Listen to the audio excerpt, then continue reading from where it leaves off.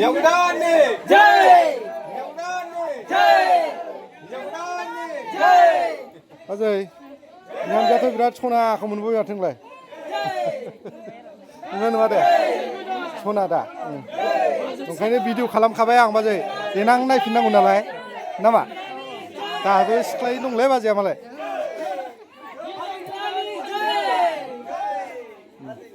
बाजिगदाननि जय 양지그단님 जय 양지그단님 जय बाजिगदाननि जय बाजिगदाननि जय 인자그단님 जय 양지그단님 जय खुलुमबाय गाइसमोन आं नोंथांमोननो नैबे फिसा हाबाखौ नोंथांमोननो दिन्थिनो आखायाव लाबाय बे हाबायानो जाहैबाय आंनि जोनोम गामि सनारि फारायावमोन आरोखि बियो आंथ' दा टाउनावसो थाफैयो नालाय उदालगुरि टाउनाव दा नैबेयाव आंखौबो लेंहरनायलाय दसे सम आंनि जोनोम गामि सनारि फारायाव फैनायसै बेनिफ्राय बे हाबाया गिदिर नङा दे ओरैनो फिसा आरोखि थेवब्लाबो माथो खालामनो बे दसे समावनो आङो बे भिडिअखौ नोंथांमोननो एसे देखायनो होननानै लाबोनाय जाबाय अन्नानै जोबजासिम नायलांगोन होननानै आङो मिजिंथिनाय थाबाय बे हाबाखौ ब्रह्म धोरोमनि निति रिथिजों दाननाय जाबाय नोंथांमोनहा अन्नानै जोबजासिम नायलांदो बहा थांगोन बिमाया गोदान लोगोफोर दङब्ला आंखौ सापर्ट खालामनांगोन होननानै मिजिंथिनाय थाबाय बेनिफ्राय लाइक शेयार खालामनानै होगोन होननानै आं मिजिंथिनाय थाबाय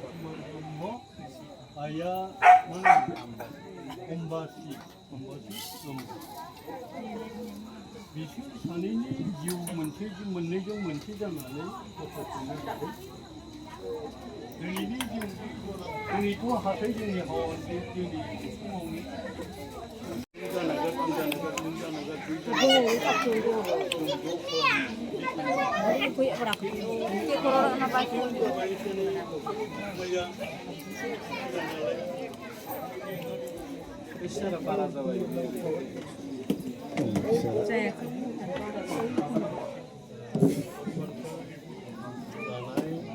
जाहैबाय दिनैनिफ्राय ब्रह्म धर्म प्रसार संसदजों गोरोबनानै ब्रह्मस्थ ज्योति स्वरुपनि होनाय बेफोर बादियै ज्योति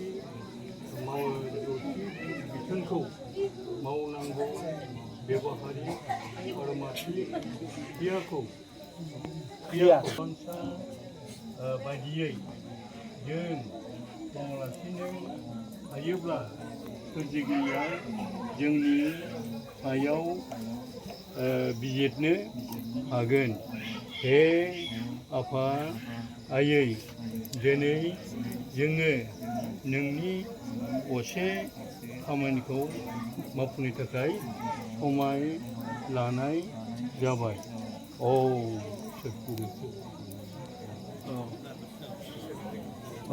दे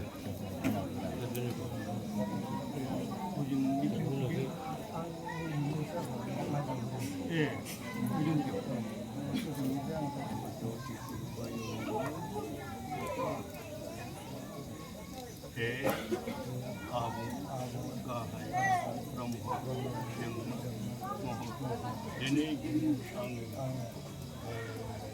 27 अक्ट'बर दाननि 2025 मायथाइयाव आंनि सासे बिनानाव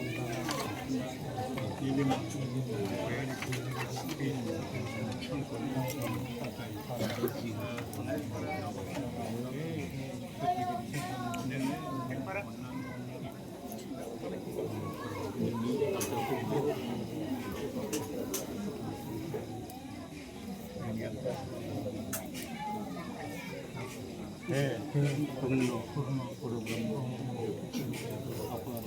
सोरजिगिरि दिनै आङो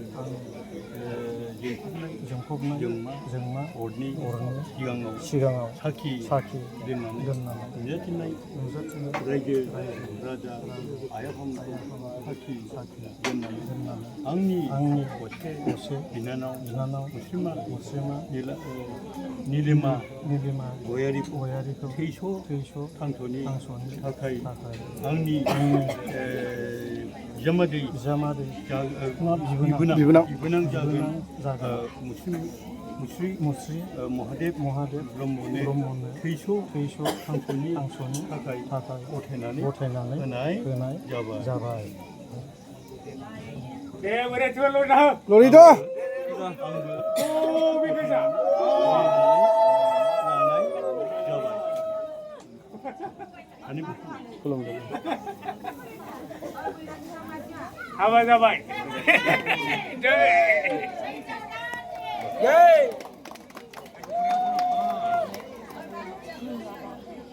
बैराथिफ्रा एसे खरा जादों।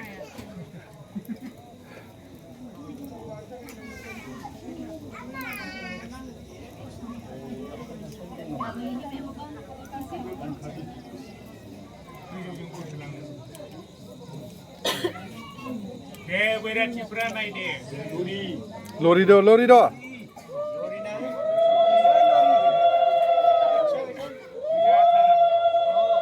गोसा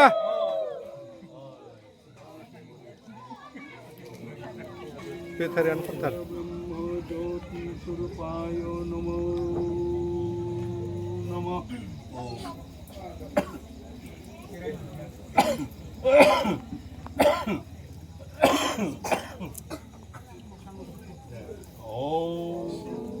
Ayani Borde Devi Toyota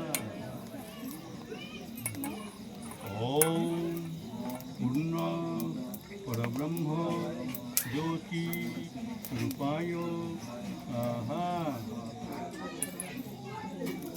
Om Bhu Om Bhuvo Om Chu Om Moho Om Jano Om Topo Om Chaitam Om Tatsuvitu Varenyam Bhargo Nirasya Dhimahi Dhiyo Yona Prachodaya Om Apo Ti Raksha Amritam Brahmane Swaha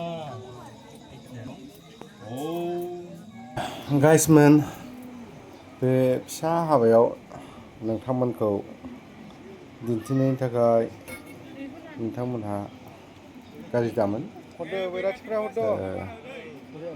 जोबजासिम नायलांनायनि थाखाय आंनि गोसो गोरबोनिफ्राय साबायखर थाबाय। दा नै जोंहा हौवा गोदान आरो हिन्जाव गोदान बिसोर सानैखौ रायजो राजाफ्रा बोर सारस्रिबाय आलो गोजोनै रायजो मोनजाथों होननानै बयबो बेनो आशीर्बाद होबाय। आंबो होबाय, बयबो रायजो राजायाबो होबाय। नोंथांमोनहा नै दा नुगासिनो दङ। बेनिफ्राय जोबजासिम नायलांनायनि थाखाय आंनि गोसो गोरबोनिफ्राय जोबोद साबायखर थाबाय गाइसमोन। आरो सोरबाफोर आंनि चेनेलाव गोदानफोर फैनानै दंफैयोब्ला आरो मदद खालामगोन होननानै आङो मिजिंथिनाय थाबाय गाइसमोन। बिदिनो नेक्स्ट टाइम आरो गोदान भिडिअ लाबोबावगासिनो दङ। गोजोन्थों।